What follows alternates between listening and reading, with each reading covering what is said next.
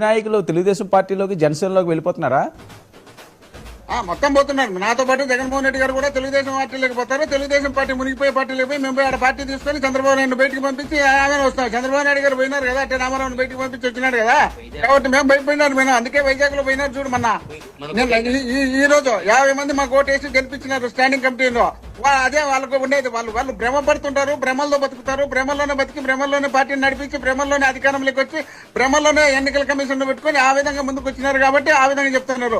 మా కీర్తన గారు చెప్తున్నారు, వాళ్ళంతా సత్యహరిచంద్ర పిఠాపురంలో ఒక టీడీపీ కౌన్సిలర్ భర్త, టీడీపీ కౌన్సిలర్ ఇద్దరు కలిసి తీసుకుని పోయి ఊరి బయట తీసుకుపోయి రేప్ చేసి నా సాయంత్రం 4 గంటల వరకు అక్కడ పెట్టుకుంటే దిక్కు దిమానం లేదు. ఇక్కడ ప్రాతినిధ్యం వహించినటువంటి ఎమ్మెల్యే గారు మరి ఎక్కడ పోయినారో తెలియదు. మరి దాని గురించి ఏం మాట్లాడరు.